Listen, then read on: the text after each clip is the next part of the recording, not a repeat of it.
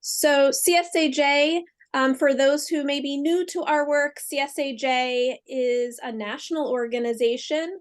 We work to advance economic equity for survivors of gender-based violence, and our mission is to promote advocacy approaches that remove systemic barriers, enhance organizational responses, and improve professional practices to meet the self-defined needs of survivors.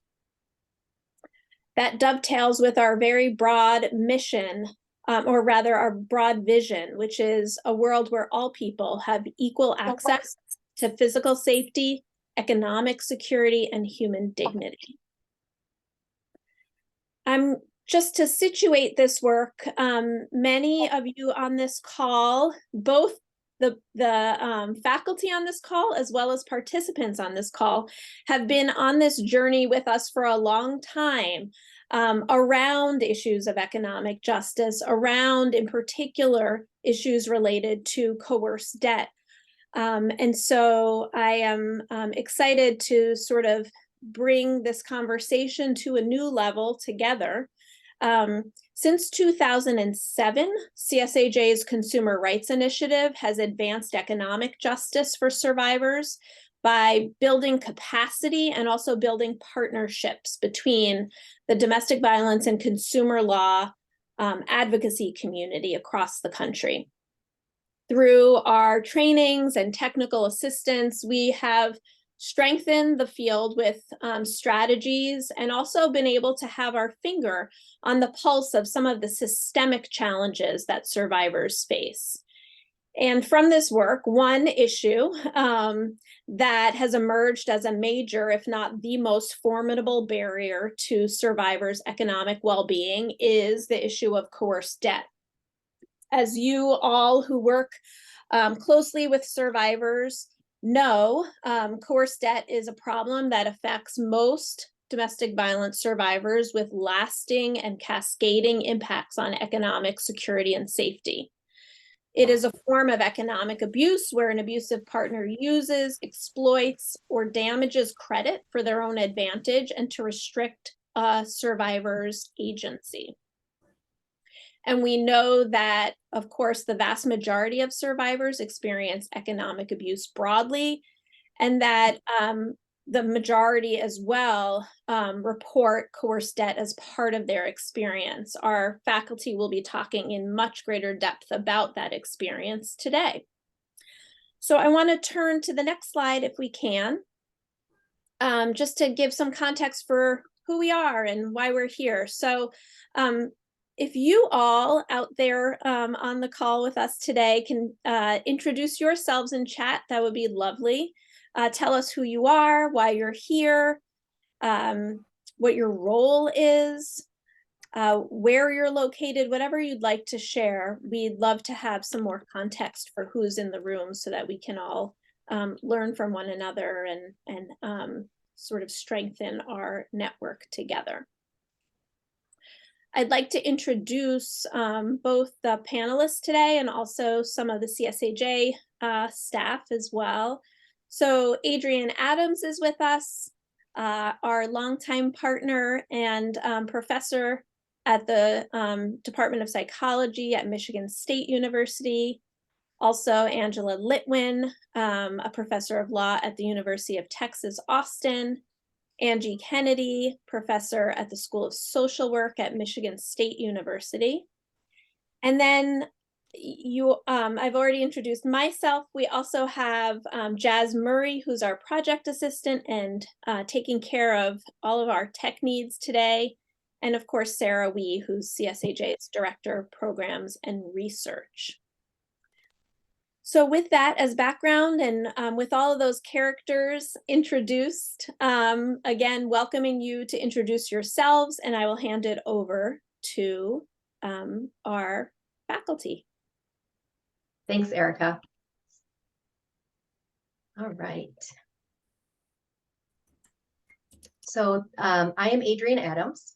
I am, as Erica said, a professor at Michigan State University. I've been studying economic abuse and the economic effects of abuse for over 20 years now. My colleagues and I are thrilled to be here with you today to share the findings of our study on coerced debt. This is the first large federally funded study of coerced debt. What we intended to do is answer some fundamental questions about how coerced debt operates in abusive relationships, how victims seek and attain help for coerced debt, and how debt affects women's recovery from an abusive relationship. So this is an overview of what we're going to cover today. I'm going to start us out with some background describing the study methods and a description of the women who participated.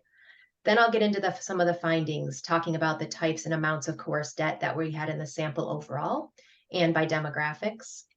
Then I'm going to hand it off to my colleague, Angie Kennedy, who will talk about coerced debt in the context of coercive control, as we heard from participants in their qualitative interviews. And then she'll hand it off to Angie Litwin, who will review for us the effectiveness of legal remedies, including divorce and debtor-creditor law. So I'm going to get us started with background. I'll begin with some definitions. So for the purpose of this study, coerced debt is defined as non-consensual credit-related transactions that occur in relationships that involve coercive control. There's 3 types of transactions that can lead to coerced debt: fraudulent transactions, coercive transactions, and manipulative transactions. So fraudulent transactions are using a partner's credit without their knowledge. Coercive transactions involve using a demand and a threat of consequence for non-compliance to compel a partner to take on debt. And then manipulative transactions involves managing conditions or information to lead a partner to take on debt that they would not have otherwise. So how we recruited people for this study. What we did was obtained a list of women divorcing a man from public divorce records in a large county in Texas. We focused the study only on women divorcing men due to funding limitations. In future studies, we would expand it to other populations. We sent a letter via mail and email about the study to everyone on that list, and invited them to contact us if they were interested in learning more about the project. We did follow-up attempts through both email and mail and phone to try to reach non-respondents. And then folks who were interested in talking with us, learning more about the study or participating, gave us a call, and we screened them for eligibility. And to be eligible, they had to be over 18 years old and married to a controlling man. And we defined controlling for that purpose as a person who was making demands and threatening consequences if they weren't doing what they wanted. So a partner dictating the woman's behavior by using demands and threats of consequences. We collected a ton of data in this study. We have record data, including participants' credit reports and their divorce decrees. Participants filled out an online survey where we collected demographic information and information about their experiences of abuse. We did an initial phone interview where we went through their credit reports with them, account by account, assessing for coerced debt. And then we did a second phone interview where we talked with them about their divorce process and their perceptions of legal remedies. And then I did a follow-up in-depth interview with a subset of the participants to talk with them in an open-ended way about their experiences of abuse and coerced debt. Overall, we had 188 women participate in the study. 127 of them had coerced debt, 61 did not. They ranged in age from 23 to 71, and the average was 41 years old. 69% were white and 31% were women of color. And you can see there the breakdown of the race ethnicity categories that the women of color had identified. Their education ranged from less than high school to an advanced degree. And as you can see, most had a degree of some kind, an associate's, a bachelor's, or a master's, or an advanced degree. This is a breakdown of their household income in the last year of their marriage. So if you combine those top 3 categories, 69% had a household income in the last year of their marriage above the median income for that area, which is about $70,000. So the high income and high education among this particular group of people in the study is almost certainly related to that we studied married women. We wanted to do that for this initial large scale study because we wanted to observe people who had maximum access to legal remedies, both through debtor-creditor law, but also through divorce law. Also, the socioeconomic status of our sample is also a result of where we collected the data. We had originally planned to do our study in the county we did it in, as well as another county that had more people on the lower end of the economic spectrum. But the start of data collection coincided with the start of the pandemic. And so we weren't able to include that second county because they didn't have electronic divorce records, and we weren't able to access their records in person like we had intended to do because of the pandemic. Finally, it's also important to point out and to note that not all of our participants here are high income, high education. We had a good number of participants in our sample on the lower end of the economic spectrum. Here, this shows the women's personal income at the time that they got divorced. So their own income, not the household income. 66% of participants had a personal income below the median for the area at the time they got divorced. And this shows some information about the poverty status of the sample. We had 153 participants that we had poverty data on. 72% of those were above the poverty, 200% of poverty, and 28% were below 200% of poverty. And just a little about their relationship. Their relationship with their would-be ex-husbands ranged from 5 months to 41 years, and the average was 13 years. This is the types of abuse that they experienced. So all of them experienced coercive control, again defined as the presence of demands and the threat of consequences for noncompliance as a form of control. Psychological abuse, 100%, battering, 100%, economic abuse was 98%, and then physical abuse was 80%. For most women across each of the different types of abuse, the greatest proportion of women, the abuse started during the marriage. Okay, that's the background. I want to get into the study findings. So I'm going to describe the coerced debt that we have in this sample, the types and amounts of coerced debt overall and by demographics. So as I said, we had 188 women in the study. Across all of those 188 women combined, they had 2,855 credit accounts that were included in the study. So that's from their credit reports, and then a few that were additional accounts that weren't showing up on their credit report that the participants knew about that wanted to include in the study. This table is a breakdown of the different types of accounts that make up that 2,855. Credit cards were by far the most common type of account in the study, with 48%. And then this line here shows that we had quite a few accounts that comprised 1% or less of the number of accounts in the study. So above that line is the most common type of accounts, and then below the line is the least common. So you can just get a sense of what kind of accounts we had in the study.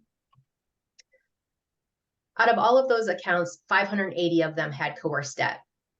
So that was 20% of all the accounts in the study. This table shows the number of accounts in the study that had coerced debt. So of the 2,855, the top 5 sources of coerced debt were credit cards, student loans, vehicle loans, personal loans, and mortgages. And credit cards were almost half of accounts with coerced debt. And about 20% of all credit cards that we had in the study had coerced debt. Here we're looking at the amount of money in coerced debt that participants had across all of those different accounts. The highest amounts of coerced debt came from mortgages, credit cards, and vehicle loans. And I'll give an example of how to read this. Of all of the coerced debts on mortgages, all of the coerced debts on mortgages totaled over $8.5 million. And if you summed up all of these, it adds up to over $3.5 million in coerced debt. Or no, $13.5 million in coerced debt. Sorry about that. These are the different types of tactics that abusive partners use to create that coerced debt. Coercion was most common. Most of the accounts with coerced debt had a coercive transaction. 31% had fraud, and then 6% had manipulation. I want to point out that we only asked about manipulative transactions when there was no coercive transaction. So this is an underrepresentation of the amount of manipulation that was probably going on. So it's only manipulation when there wasn't coercion. Now, so we were focused there on the accounts that we had in the study. I want to look now at the 188 women specifically and look at the coerced debt at the participant level. So for each of the participants, there were, like I said, 127 women with coerced debt. This is a breakdown of the number of women with coerced debt by race and ethnicity. You can see here that significantly more women of color had coerced debt than white women. 80% of women of color and 63% of white women.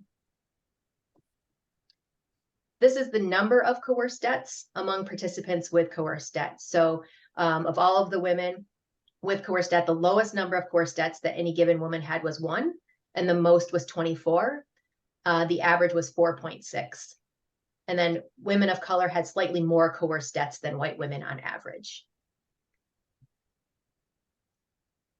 The types of accounts with coerced debt, here you can see that the most common types of accounts, most common types of coerced debts that participants had were credit cards, vehicle loans, and mortgages. And the table also shows the amount for participants of color versus white women.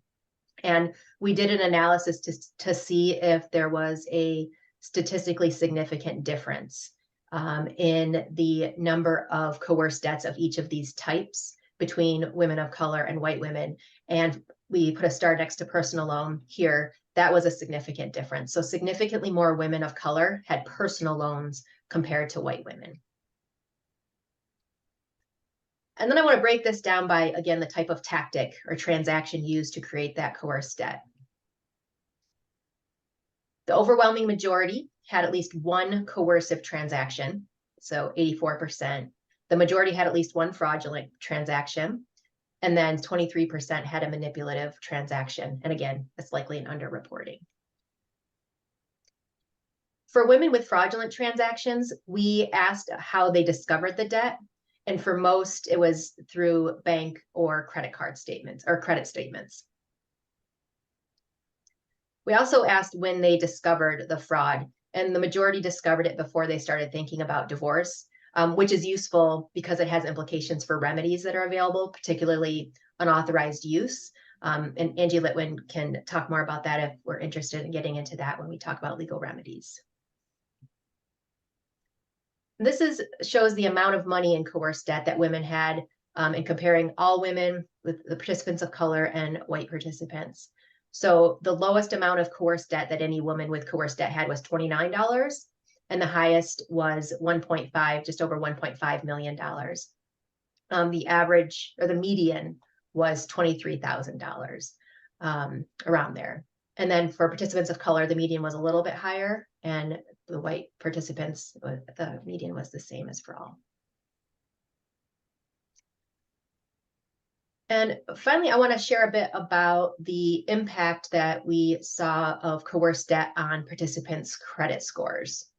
So this graph shows the difference in participants' credit scores when coerced debt is included in the calculation of their credit scores and when coerced debt is not included in the calculation of their scores.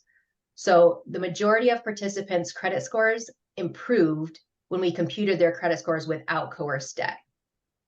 And you see there the bar furthest to the right, 32%.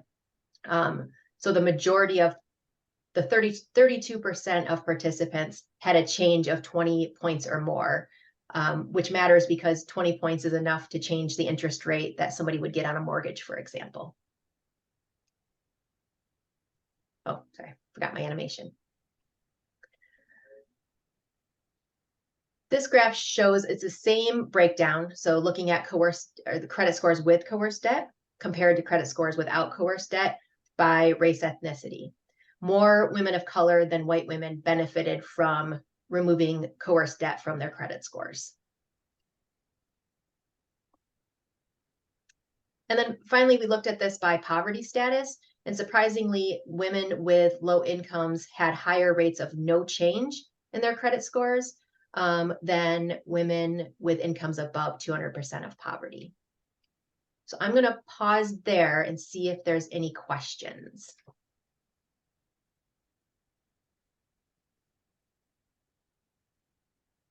I know it's a lot of information. There were a few in the chat that Angie's addressing, but I think it'd be good to say out loud. One was asking about medical debt and also what are or what was included in personal loans. Angie, do you want to answer that? What kind, give examples of the kinds of Yeah, loans? so medical debt we coded as its own thing. And they were basically, if there was a medical bill on somebody's credit report and they knew a medical bill. Of course, a lot of medical debt is paid for with credit cards. So so some of the credit card debt is probably masking medical debt. Personal loans was a hybrid category of 3 types of loans. First, it included like unclassified loans from banks or credit unions, like ones where we didn't have any other information about them besides it was at a bank or credit union. It also included buy now, pay later loans, like Affirm, or like if you go into a store now and you see pay in 4 easy installments, those loans are included there. And then the third thing was that a lot of payday lenders and companies affiliated with payday lenders offer installment loans that are kind of a bad deal and they get rolled over a lot. And we put those in that category as well. So it was basically a miscellaneous category, but those are the 3 main types that ended up being there. Thank you.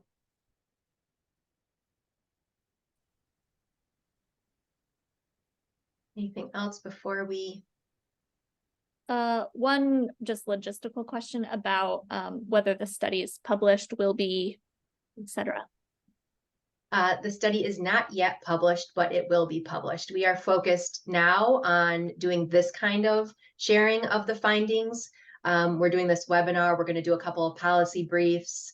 And then in addition, we are getting started on writing academic papers as well. But we wanted to get this out to the legal and service provider communities before we got started working on publications. So that's what we're doing. And this is being recorded, and we'll make sure to post all of this to our website, and anyone who registered will get a direct email with all of that once it is posted, so you can use the slides and the recording as a resource, just as a additional. Adrian, we also got a question in the chat about the difference between coercion and manipulation. Maybe you want to address that. Yes, so coercion involves a partner pressuring, asking, encouraging, or pressuring their partner to take on the debt and then threatening some form of consequence if they didn't comply with it. That's how we classify coercion. Manipulation is more along the lines of lying, suggesting that things work one way when in fact they work another way.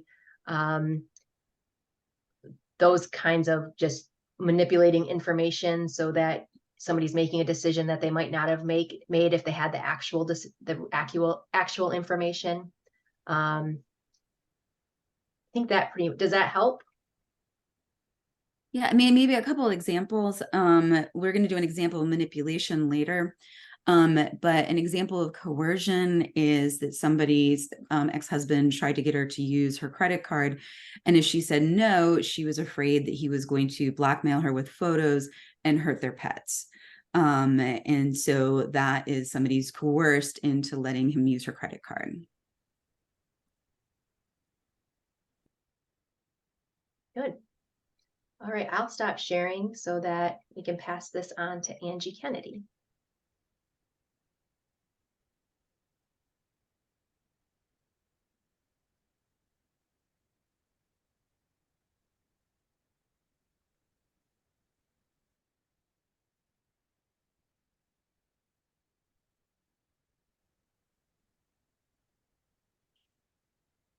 Hello, everybody.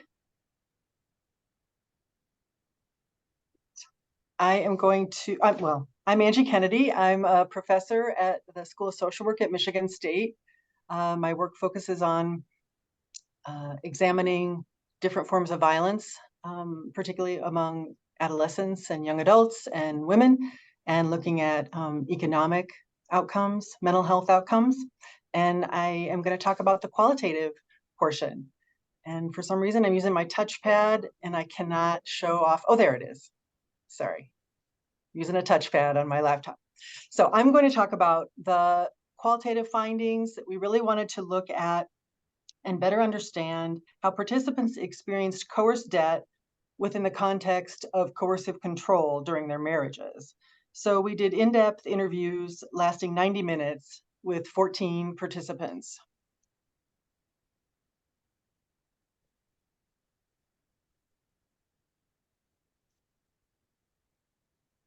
So these are just some demographics about the 14 women that Adrian interviewed. They were 40 years old on average and were married for an average of 10 years. They were diverse in terms of their race. You and the prosecutor be able to Sorry. Or why am I saying sorry? Okay. They were diverse in terms of their race and ethnicity and highly educated, with 10 participants having a bachelor's degree or higher. There was a range of household incomes. As a reminder, this was captured during the last year of their marriage, but most participants reported an annual household income over $70,000. Most had children.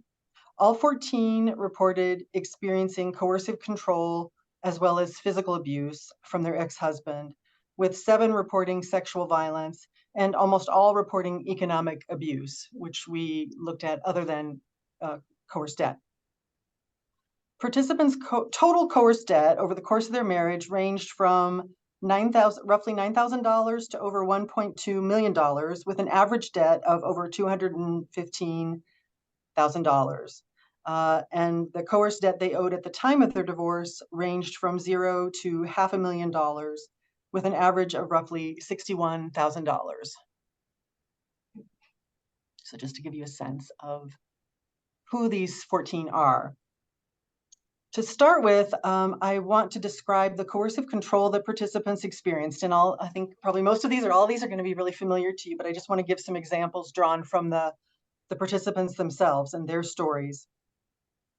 Their ex-husband's use of coercive control included a constellation of behaviors and tactics, such as controlling her in relation to her friends, family, presentation of self, employment, education, driving, parenting, cooking, and cleaning, monitoring and surveilling her both within and outside the home, belittling and humiliating her, behaving erratically, unpredictably, and violently, so she was constantly on guard and never knew what to expect, instilling fear via intimidation, gaslighting her so she began to doubt her own reality, self-worth, and sanity, isolating her from friends and family, punishing her and teaching her lessons as a punitive parent might treat a child, sabotaging her happiness, performance at work, and hopes for the future, threatening her, including threats of suicide and homicide directed at her and her children, and making unrelenting demands that she felt coerced to comply with or risk painful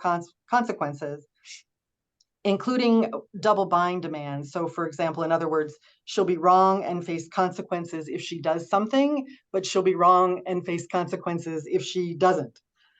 So sort of this sort of trap. Typically, the exes gradually exerted more and more coercive control over time, so it was hard for participants to figure out what was really going on, what was happening. In addition to these abusive behaviors, a majority of exes also had active addictions and or mental health problems. So these issues, in combination with the coercive control and the other forms of violence, resulted in many participants feeling disoriented, anxious, and under siege during their marriage.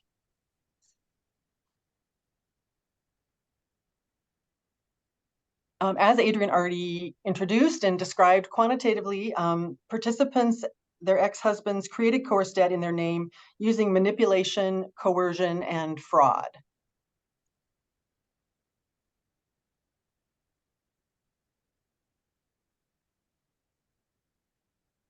This is an example of an ex using manipulation to create coerced debt. Penny, a 39-year-old Latina Native American participant with an advanced degree who was married for 7 years, shares how her ex manipulated her into opening a credit card in her name, primarily for his use, under dubious pretenses. He wanted to go on a trip or something, and he was like, wouldn't it be great if I helped you like rebuild your credit? I remember thinking at the time, my score's not that bad. It was like 700, you know what I mean? Not that bad. But he kept telling me, we're never going to buy a house. And I really wanted a house because I really wanted to have a house. I wanted to have a dog. I wanted to have a family. And I wanted to, da, da, da. And him really using that. You need to have a better credit score. Let's get this credit card. You can use it for gas and this trip and that we want to go on, and then we'll pay it off immediately. It'd be great. So that's an example of manipulation. Exes sometimes used fraudulent means to perpetrate debt in participants' name. This is a quote from Meredith, a 33-year-old white college graduate who was married for 5 years. It was just right before the study started. It was actually when I found out that he was still using my social security number to apply for credit cards. And it put me in even more debt than I already knew about. When I had pulled my credit report for the study, I was appalled by some of the stuff that I saw on there because I had no idea what it was. Some of it was medical bills that he had agreed to pay on and just completely stopped paying on.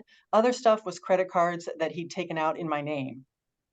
So as this example shows, some participants only discovered this fraudulent coerced debt when they were preparing for this study, by looking at really kind of taking a good look at their credit report. A key thing we found from these interviews was that coerced debt operated as an extension of the coercive control. For example, exes engaged in erratic, unpredictable overspending, made unrelenting demands related to spending and debt, used debt creation as a form of punishment, and deliberately incurred debt as a way to financially trap participants and prevent them from leaving the marriage. Most participants reported a steady rate of coerced debt over the course of the relationship and the marriage, with 4 reporting that it increased over time, and no participants reporting a decrease. So you see this sort of pattern of steady coerced debt or increased over time. The coerced debt greatly affected participants' health and well-being. They reported hopelessness, despair, dread, shame, self-blame, depression, a sense that they were suffocating, and a feeling of being trapped. Several described it as feeling like they couldn't breathe.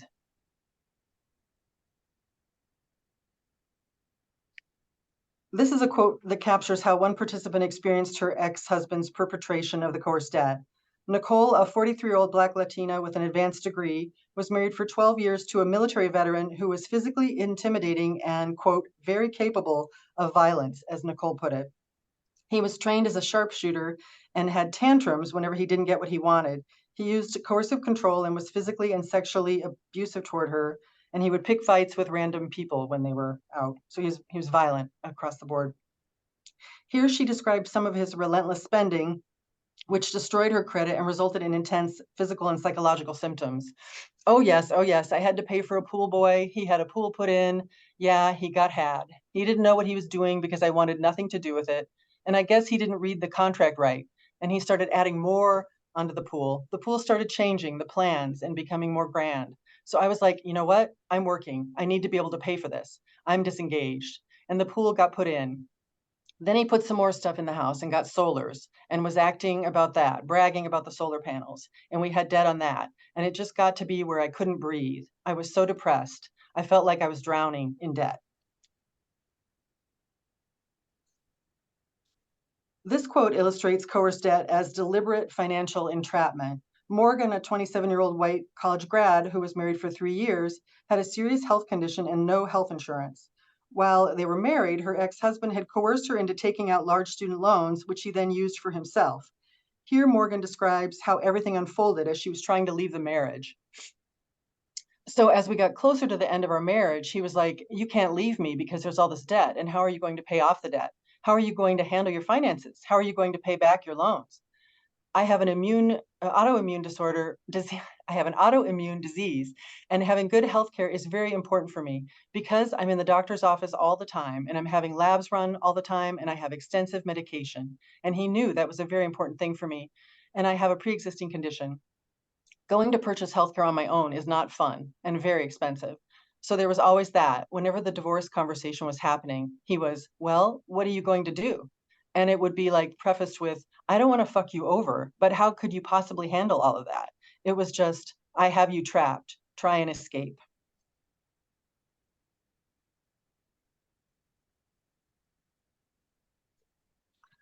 Most participants placated or went along with their ex when it came to the coerced debt because they were afraid of him. They were afraid of what he might do. Several of them actually said, "I just let him do whatever he wanted." A few did challenge their ex, and 4 took action and started hiding money near the end of the marriage as part of their safety planning as they plotted how to leave. This is a quote from Claire, a 41-year-old white participant with some college who was married for 7 years. "When I noticed my money was really drastically disappearing, I got a secret savings account, and I was able to do direct deposit through my work, and I was able to take 5% of that paycheck or 10% of that paycheck and put that into that secret savings account. So I was starting to rebuild on the side. I took an early day off without him knowing, just a couple hours early. I went into the credit union, and it was the credit union that my employer goes through. And then I set up a secret email. I made sure nothing was going to the house. I let people at the bank know that my situation at the house is not safe. Don't send any paperwork to my house." So I was able to do everything electronically through that secret email that I set up. It was just a percentage. It wasn't a dollar amount. So that way it wouldn't go noticed. And then after a while, I had enough saved up for me to get out of town, to pack the boys up and get in the car and take off. So this concludes the qualitative portion. And we have about 5 minutes or so for any questions. That anybody has about the qualitative part? Let me go back. There we go. Yeah, a lot of that resonated with things that we see and hear from the field. I'm curious, yeah, what's resonating with folks in the room, if you're seeing different things, similar tactics. Yeah, if you'd like to share kind of your experiences or the stories and feelings behind coerced debt in your work. And feel free to come off mute too, if you'd like.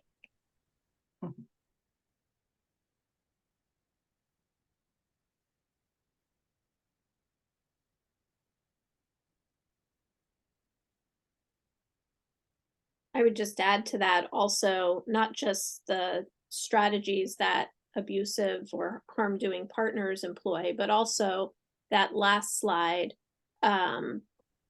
that illustrated really strategic economic saving by that particular survivor is something that I know folks see a lot of, and just curious if there are ways that advocates on this call have sort of leveraged survivors' strengths in that area to combat or prevent coerced debt.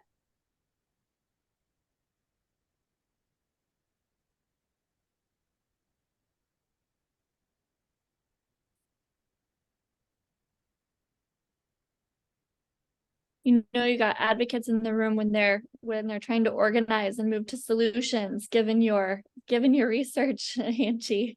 There's a question about so maybe folks can respond to this person in the chat about working with credit unions or banks and how to connect them to be supportive, be preventative.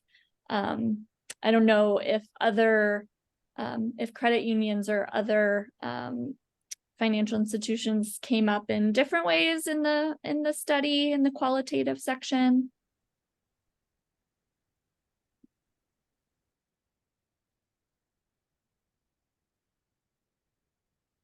Credit unions in particular, is that?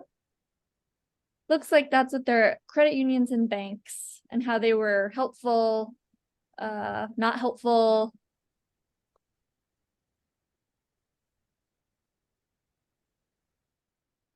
Adrian, do you have a sense overall? One thing we saw was that the majority of people who discovered fraudulent transactions did so through a bank or credit statement, and another 11% did so through debt or bill collectors. So there's definitely a major role to play for helping people discover fraud. But I'm not sure we saw more about particular benefits of financial institutions. I know Adrian has worked on that issue in separate work. Yeah, we didn't hear much about it in this study. I can't think of any other examples. And we will have lots of time for questions at the end, right? We'll have much more of a discussion then. So people are still getting their questions together. That's okay. I see a question in the chat that was, I think, directed directly to me, that I'm asking about instances of identity theft. Any participant mentioned that. And the one slide that I read where he was continuing to use her social security number even as they were divorcing to open up credit, or, you know, buy things, do things. I mean, Angie Litwin, the law professor in the room, that's an example of identity theft, right? It is an example of identity theft. Yeah, I mean, fraudulent coerced debt is identity theft, right? And we certainly saw a lot of that. And we saw a fair amount of identity theft that was probably, you know, by other people as well, but we didn't record that. So it's funny, I think that, I mean, not funny, but like, you know, that we have this idea of identity theft as like a stranger who's like on the internet, who's intercepting your personal identifying information or stealing your credit card. And here we're talking about, you know, former loved ones, ex-husbands who are right.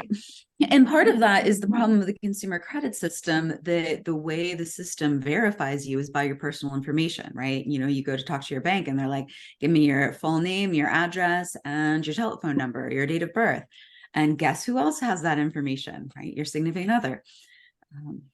Right.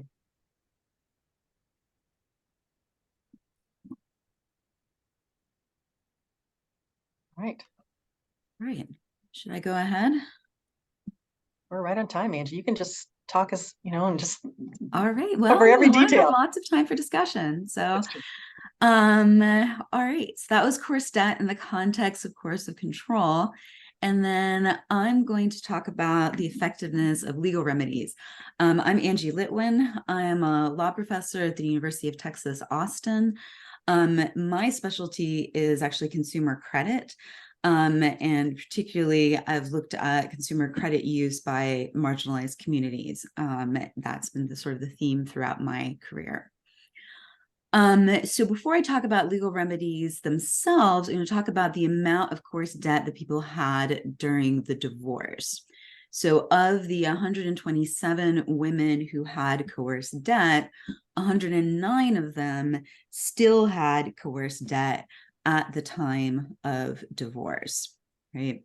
And here you can see that in more detail and broken down by race and ethnicity, that most women had not been able to pay off all the coerced debt they had by the time of divorce, and significantly more women of color were not able to pay it all off before the divorce happened.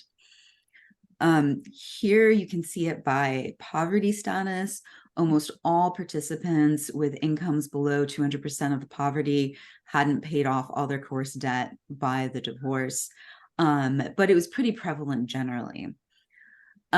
Here you can see it by income categories, and only women above the median were, a majority of them, able to pay off all the coerced debt by the time that they got to the divorce. This table shows you the maximum and median amount of debt that each participant had at the time of divorce first by all participants and then by race and ethnicity, poverty status, and income. So some interesting trends are that when you look at the maximums, that white women and higher income women had higher amounts of debt. And that is probably because this includes mortgage debt, which, due to discrimination, white people are able to get mortgages more easily, and people with higher incomes are able to get mortgages more easily. But then when you turn over to the median amount of debt, you can see that participants of color had a higher median of debt, of coerced debt at the time of divorce. And that when you look at it by poverty and by income, that the medians are pretty similar, right? And so this probably attests to the difficulty of paying off coerced debt when you have less money. All right, now that I've told you about this, I'm going to talk about how we evaluated legal remedies. We looked at remedies for coerced debt in divorce law and remedies for coerced debt in debtor-creditor law. And we used 3 criteria to evaluate them. The first was whether a remedy is available, which simply means, is there a legal remedy that can address the participant's coerced debt?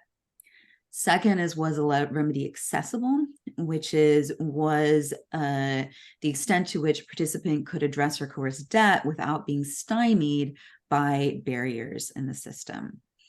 And finally, were these remedies acceptable? And that was the extent to which the remedies comported with participants' values and beliefs. I'm going to start with divorce law, and I thought I'd start with a couple quotes by participants about how getting divorced helped them or didn't help them, right? So this first quote is by Vera, who's a 42-year-old Asian and white participant who was married for 12 years. She had some college and a professional job. She fought her ex for all of their assets to be split 50-50 and used what she obtained to pay off her coerced debt. So she says, with the house money, I was really blessed. So he got a bonus, right? So I started with, we seek a merit increase in child support. And then I had another company come along and say, we want you to work for us and we will give you a sign-on bonus. And then I got a tax refund. So there were a couple of chunks. And then we sold the house. So there was these chunks of money. Pay it off, pay it off, pay it off. I'm just so much better off. The feeling is so much better. Like I can breathe. If an emergency happens, that I'm financially able to take care of it, I'll be okay. Many participants approached the divorce from placating their ex, right, out of fear, and as well as an extension of the coercive control. So they didn't really have any priorities other than wanting to get it over with as quickly as possible. This quote is from Luna, a 27-year-old Middle Eastern participant with a college degree. It illustrated the terror when she was asked if she had any priorities going into the divorce. She said, to be honest, not really. The best, I didn't have any specific things I wanted to be on there. He did. No, he had his terms. I didn't really have any terms. To me, it was like best case scenario. How this is going to go is that whatever we have now, if he has it. Honestly, I was really terrified of what kind of revenge he was going to take out on me. So I was going to be compliant either way. So I was like, best case scenario is that he just decides we're going to have everything. And I get lucky in that he decides that. Okay, now I'm going to talk about whether divorce law was available, acceptable, and acceptable as a remedy for coerced debt. So first, we looked at whether participants were able to shift their coerced debt, shift responsibility for it to their ex-husband. And as you can see here, that for 83% of participants, the answer was no, that they weren't able to shift it. And of course, even when debt is shifted by a family court, that doesn't change the contract with the creditor.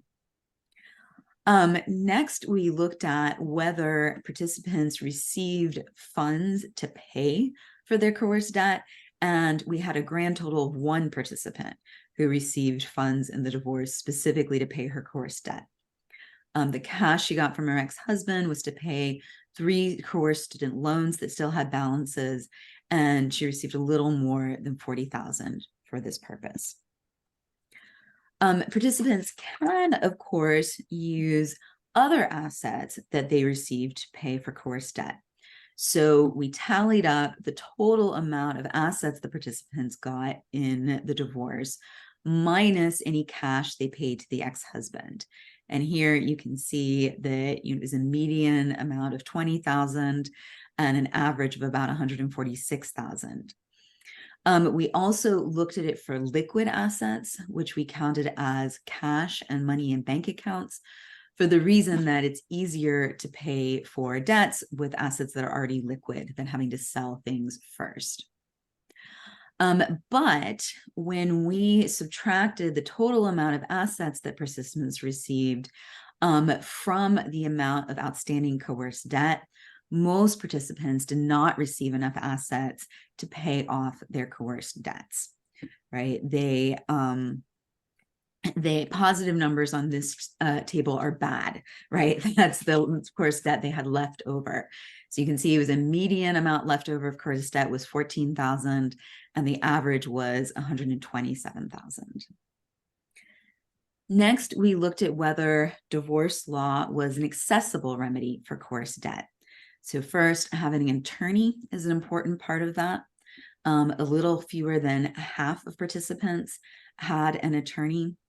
Those attorneys include quote unquote non-representative attorneys, which are not supposed to exist. But that is when both spouses would pay the attorney to write the divorce decree for both of them. Most attorneys charge money. And so we asked about whether cost influenced their decision of whether or not to hire an attorney. And a majority of participants said that it was a major factor. We asked about satisfaction with attorney, and people were actually pretty happy with their attorneys. If a participant used more than one attorney, we averaged it. So if somebody had a terrible attorney that they fired and then got an excellent attorney, they would show up on here as neutral. Right? Next, I'm going to read you a quotation about a lawyer playing an important positive role in helping someone overcome that abuse. This is a quote from Jill, a 49-year-old Latina with some college who had been married for 26 years.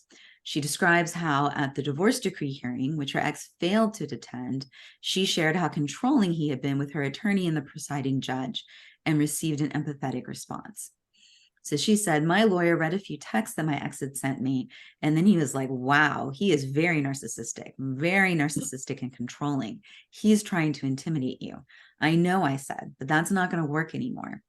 It felt really good that somebody listened, that somebody cared and listened, because in my head, my ex always made me feel like nobody really cared about me. Nobody was going to listen. Everybody was going to see me the way that he saw me, things like that.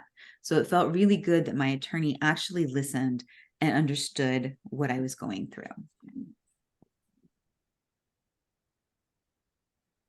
Next, I'm going to look at whether divorce law was acceptable as a remedy for coerced debt, right? Did it comport with participants' values and beliefs? So first, we asked participants whether they tried to make their ex-husband responsible for the coerced debt and divorce. For the accounts on which we had data, less than a quarter of participants attempted to make their ex-husbands responsible for them. We had hypothesized that that would be the case.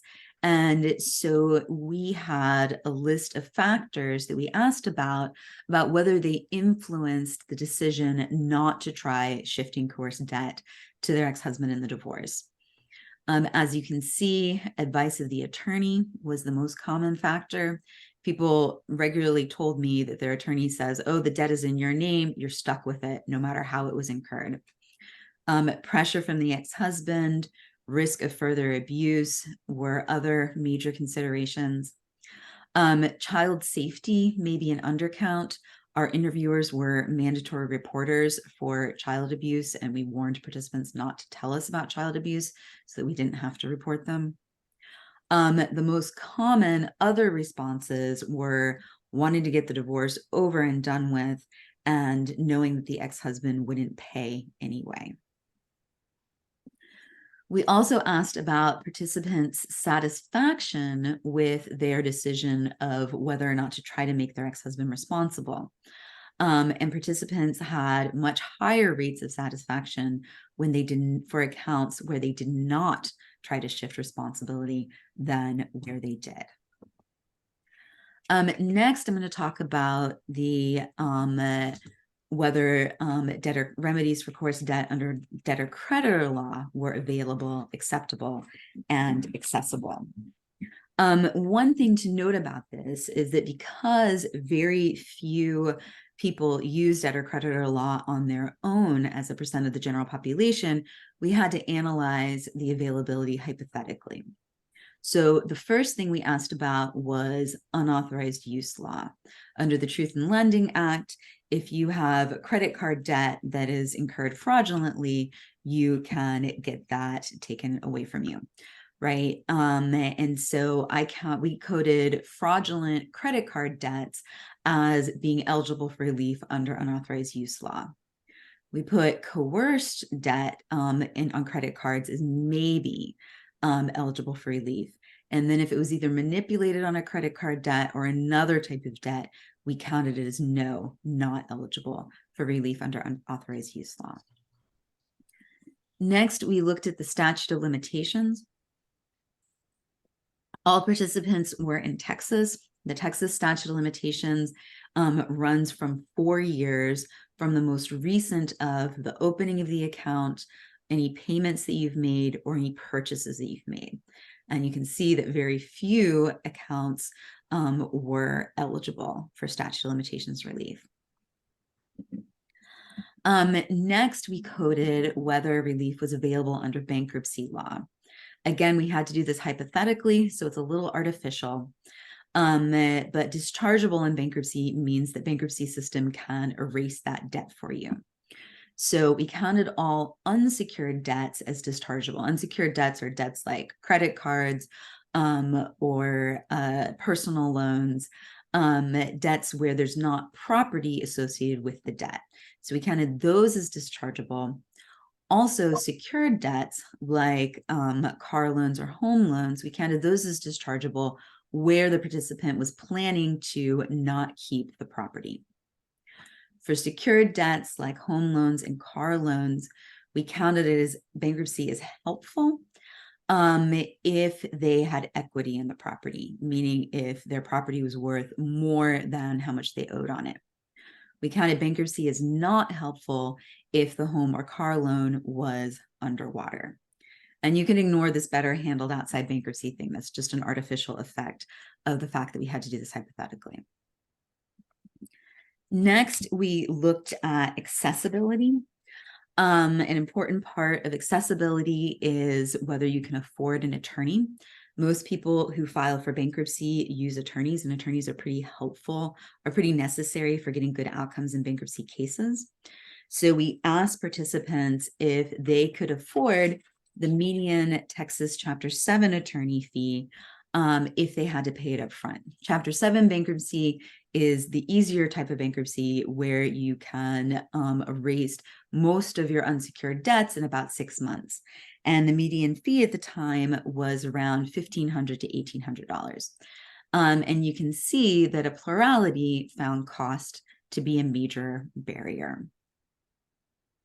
We also asked about the median Chapter 13 attorney fee at the time. At the time, it was around $3,650. Chapter 13 is the type of bankruptcy where you pay off your debts for 3 to 5 years. And if you make it through, then you can discharge the rest of the debts. One advantage of Chapter 13 is that you can pay your attorney over time. So we asked if you could pay it over time, would the $3,650 attorney fee be a barrier to filing Chapter 13 bankruptcy? And as you can see, a majority found that that was very much a barrier. Another component of accessibility of debtor-creditor law was awareness of it, right? You can't access a law if you're not aware of it. So we said for unauthorized use law, most people had not heard of it, but a healthy minority had. For statute of limitations law, very few people knew about it ahead of time. For bankruptcy, the overwhelming majority of participants at least knew about bankruptcy's basic purpose, which is that it can erase some debts.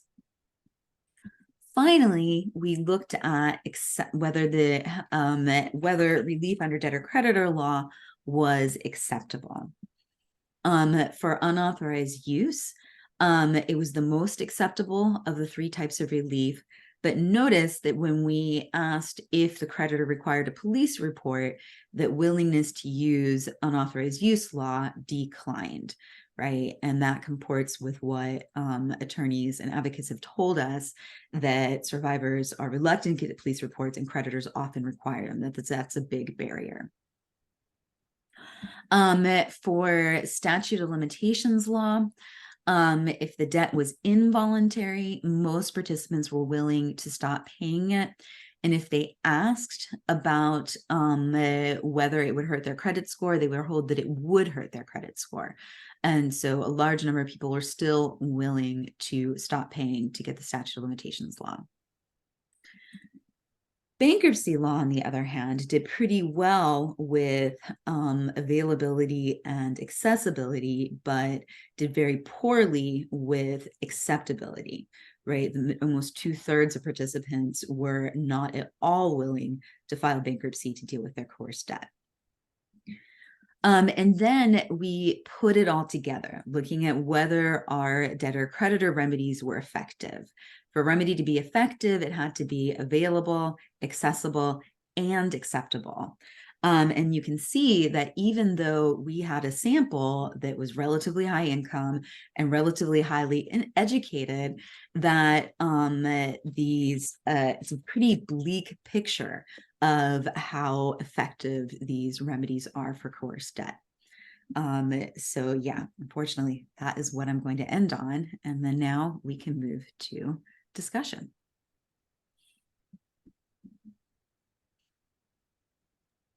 Great. Thank you, Angie. So we put together 3 broad discussion questions, and you can continue to pose questions as we go, but we also wanted to engage you all in just a conversation about your reactions to what we've presented. We'd love to hear what connections you made between, as you were listening to us talk about the findings, what connections you made between the findings and what you're seeing in your work. We'd also love to hear how you can imagine attorneys and service providers like yourself using these findings. And then also any thoughts on, given what you've heard here, where should our future research and advocacy energy be dedicated? So this is a lot of different ideas to ponder, and anything that speaks to you, that resonates with you, feel free to unmute and share or put something in the chat. Great. And while folks are kind of chewing on that and thinking, there were a few questions for you, Angie. Just great. quickly, can you define or describe what you meant by assets as you were measuring it with the? Yeah, so we went through people's divorce decrees and totaled up all the property that they got, and then we asked them how much that property was worth. So it included any homes or other real estate people got, vehicles, cash that they received, money in bank accounts, retirement accounts. Those were the main ones. We also asked about whether, most people got some kinds of like household property in the divorce, like furniture or clothing. And we asked if any of that was valuable enough that it would make a difference in their financial position after the divorce. And so if they said yes to that question, then we added that type of property as well. And then there were sort of other random things like frequent flyer miles, or places where one spouse or the other owned businesses, and we asked how much those were worth. So it was whatever assets we found listed in people's divorce decrees. Great, thanks so much. And then there's also a data question. So I don't know if this is Angie or Adrian or all of you. And I have an addition to this. Is there data, or have you analyzed the data to kind of look at whether there are relationships between income and insatisfaction with attorneys? And that makes me ask similarly, like with the accessibility, availability, and acceptability, maybe especially the acceptability one, if there's a relationship there, or across other demographic factors too. No, those are great questions, and we definitely plan to analyze them. I am making a note about them right now. Yeah. Great. Okay, things are coming into the chat now. I'll invite folks, and feel free to say no and I can lift it up. But if you want to come off mute to ask your question, Sybil, do you want to? I'll start with you. Sure. I was curious whether the people in your study talked to a financial person before they talked to a lawyer, so they understood what their finances were, particularly if they had investments, what their bank accounts were, if they were financially literate, so they knew what types of things to look for. And when they did start the process, you mentioned that many of them were surprised at what they saw in their credit reports. Did they also see a lot of other surprises with other monies or investments that they didn't know that they existed? And what about on tax returns? Did they just sign tax returns for joint returns, or did they get surprises or were ignorant of what was being put on the taxes? That's a lot. Sorry. Yeah, that's a lot. I can answer some of that. So we did ask about sources of help and legal information they got in divorce beyond attorneys. And only a couple people mentioned going to a financial planner or anything like that. That said, many participants were pretty sophisticated. I got people telling me sophisticated things in the interviews and asking sophisticated questions about financial assets. It was, certainly wasn't everybody, but it wasn't uncommon for people to be pretty sophisticated financially. What else was in there? There were a few things in there. Now I'm forgetting some of the other ones. Could you remind me? Tax returns. Oh, tax returns. So Texas divorce decrees require, there's always a paragraph in there about how you need to handle the tax returns for the next few years. We asked when tax debt doesn't appear on the credit report anymore, but we asked for debts not on the credit report about if there was any tax debt that was coerced, and it did not come up very often. That's not to say that people might have not had surprises, but tax debt didn't come up very often when we asked about if people had any tax debts that might be coerced. Yeah, I see. Yeah, go ahead. I was just saying with the tax, what I've seen is that either the wife signature was fraudulently signed, or they just signed it without looking at it. So they didn't necessarily see what was on there. And then surprise that they found out that there were debts and liens and stuff like that.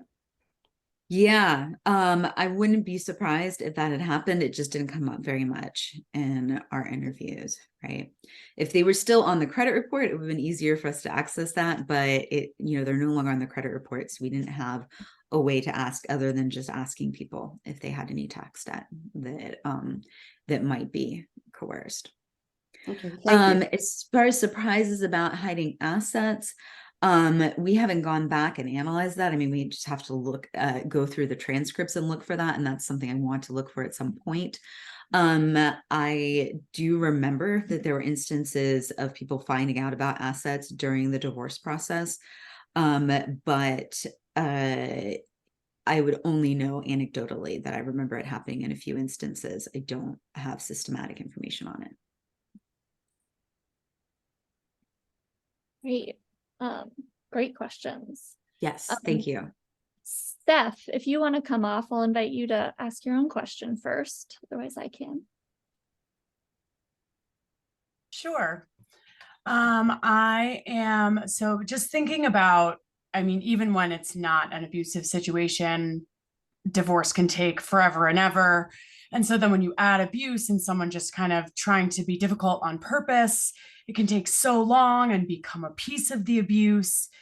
And so then, you know, I know that friends and family are convincing people, but I was really surprised to see attorneys also convincing people to say, don't go after this debt that you didn't accrue. That kind of pissed me off, actually. Yes, it angered me as well when Yeah. I heard that attorneys were regularly telling participants, oh, it's in your name, there's nothing you can do about it. Like, what is that? So, like, knowing Yeah. that, and then that plays on that vulnerability of, like, you know, some of these people might not even be in support, you know, like support groups or anything. And so you have that, and it's like, okay, yeah, maybe I should just get this over with.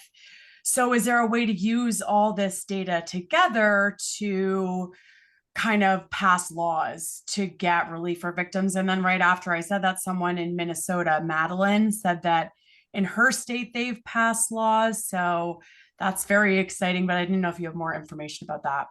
Yeah, you know, so working through CSAJ, there's a number of states where people are working to pass laws. And I think because family courts have been so ineffective in this way, and that even if you transfer responsibility, it doesn't change the survivor's contract with the creditor, that the tack that more advocates are taking are to try to go through debtor-creditor law to make the debts not collectible and to have remedies to get them off of your credit report.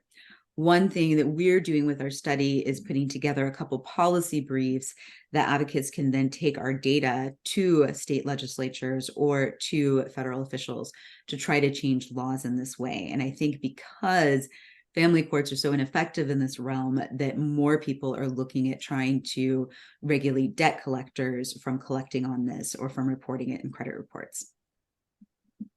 Right, Maine has passed some laws like that. Texas, we passed some laws making coerced debt a form of identity theft, but we weren't able to get the debt collection law through this term, but we're going to keep trying.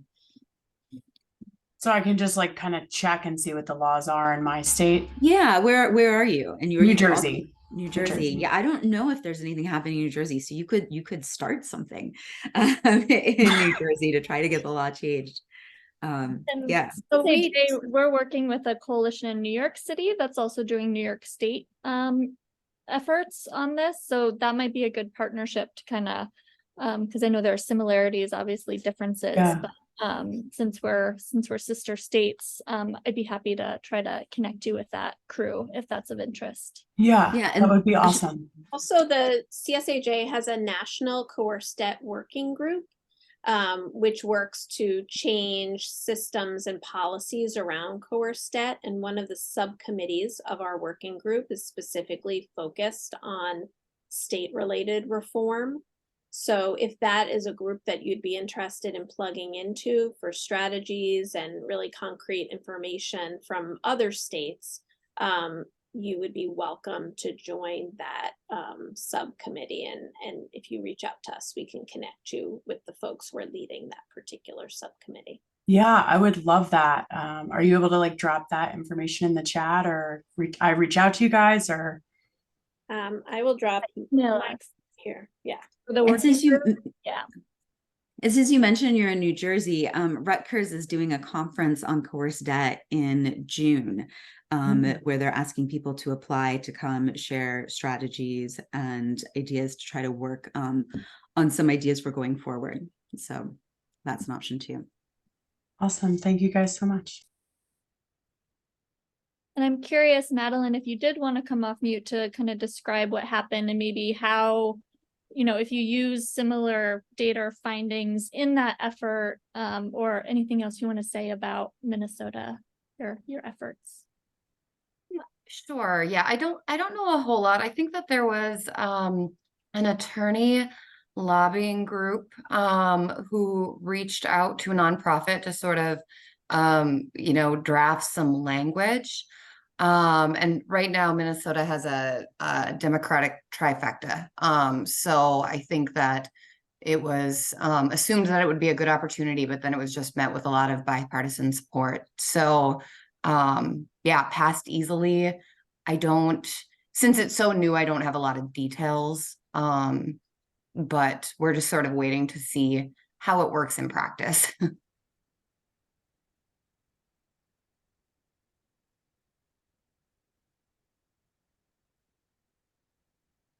Awesome, thanks so much. And folks have brought up questions throughout. Things stood out to me. We've talked about, you know, how relevant or the outcomes of divorce, relevancy of consumer law. Are there findings in this study that are resonating with folks? Are there things that you experience or see differently? Yeah, how, especially on the ground, ways that you might use some of the stats and findings to support cases or to help you talk to survivors. What's coming up for folks?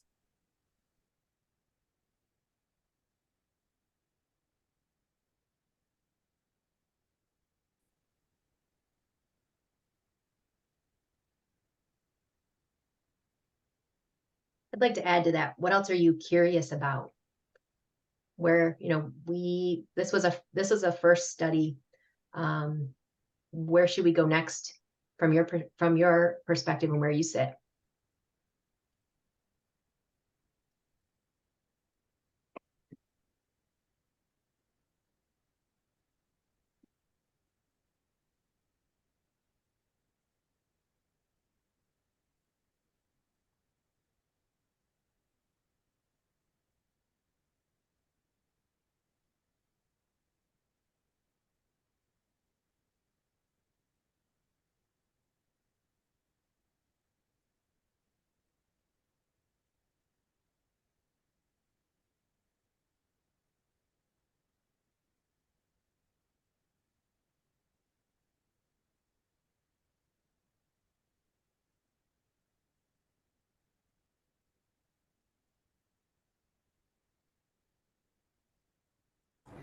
Um, Hi, afternoon. Something has been coming up. There are times when many of our clients, they may not, and I might have missed this, so I apologize if I did because I missed the first 15 minutes. But there are times where maybe they don't own the home, but a client may have been married and taken out the utilities in their name. And that has also been a long-standing, normally a large amount for the bill. And even after it has like gone to collections and then come out of collections, somehow they're still required, or if they're going into a new housing where that debt is then added to their current utility bill, which has come up often.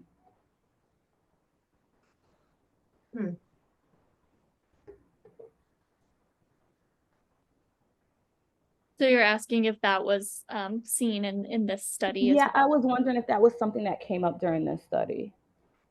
We definitely had participants who had coerced utility bill debt. But and Angie, maybe you could speak from the people that you interviewed. But I don't recall anybody speaking specifically to the issue of past debts being added to future bills in new residences. I've heard other advocates talk about that happening, but I don't think we have any data on it in our study. Yeah, I don't remember that coming up in our study either, right? So yeah, I don't remember seeing that anywhere. But definitely I've heard for years and years advocates talk about utility bill debt being a barrier to getting future utilities, and the accumulation of utility bill debt over time, like the way that you just described, and utility bills being generated in the victim's name for residences and households that she doesn't even live in anymore. Right. Or never, or even never lived in, that their partner put other utilities. I mean, I think that's certainly that's an area that deserves and requires some additional attention. Yeah.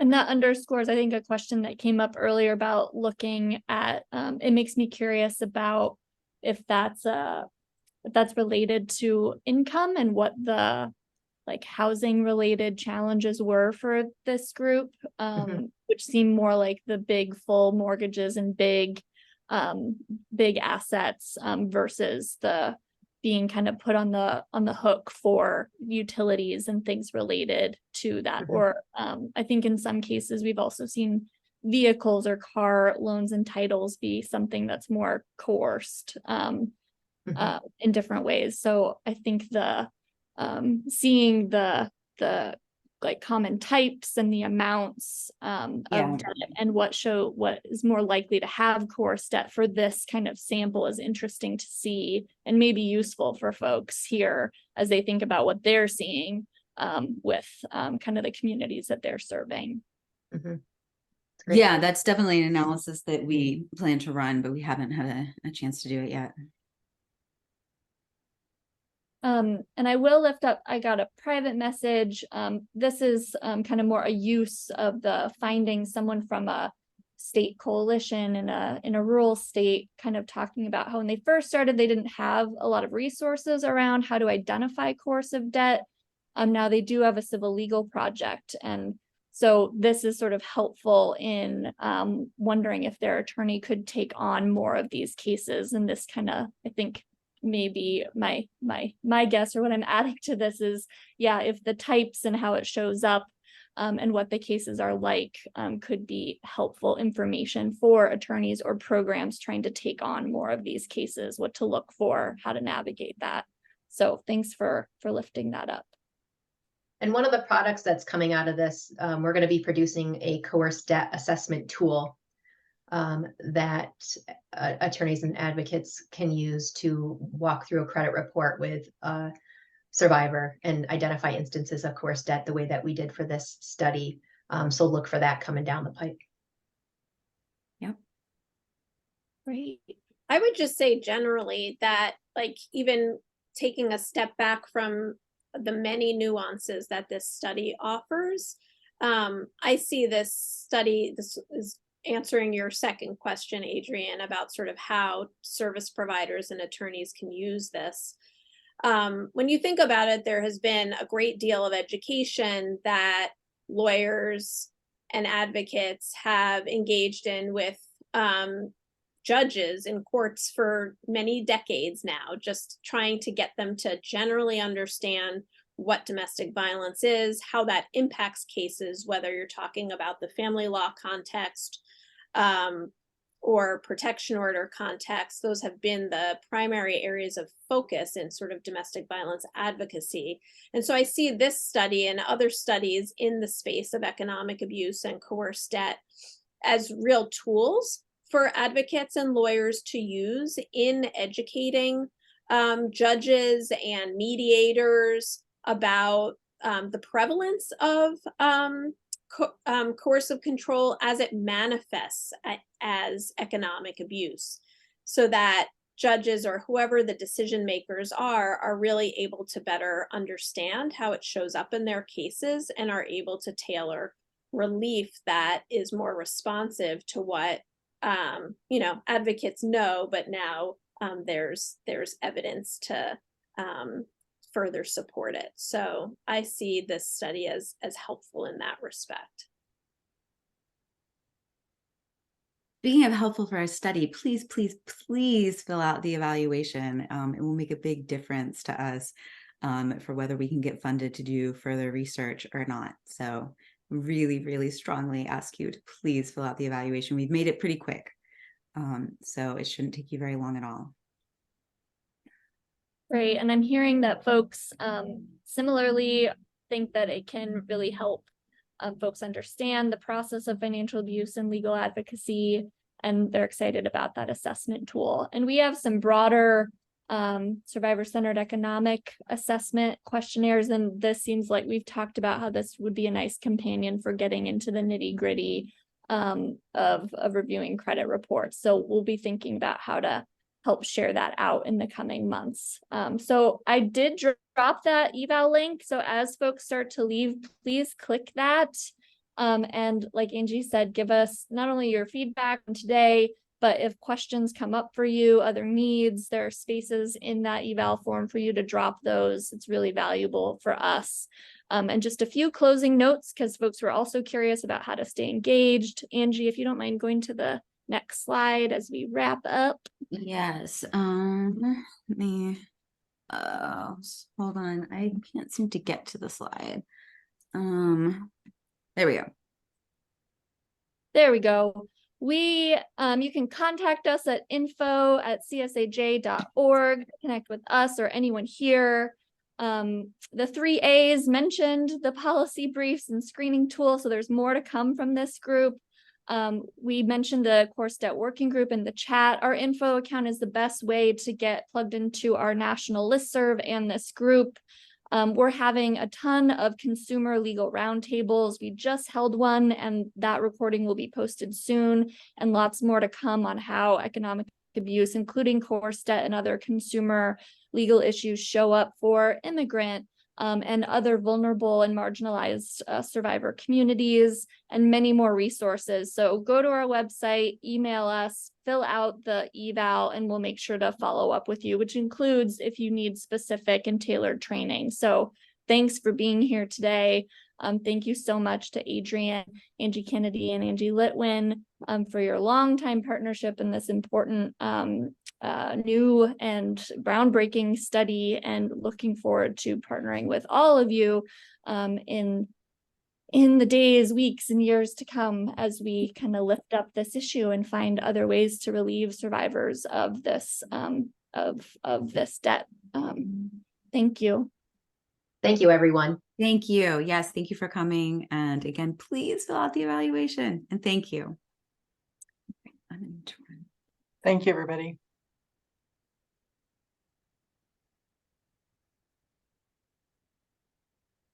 I know you need to run, don't you, Angie Litwin? Sorry, just a quick heads up. I clicked on the Google Forms link and it says that it's a privacy connection. Oh, or I'm sorry, this might be my personal thing from my job. I'll try a different. Okay. Yeah. I'll see if I can fix it on my end. If not, we'll send an email too, and maybe by then you'll be able to open it. Okay, great. Thank you. Thanks for that flag. Yeah. No problem. Okay. Thanks, everyone.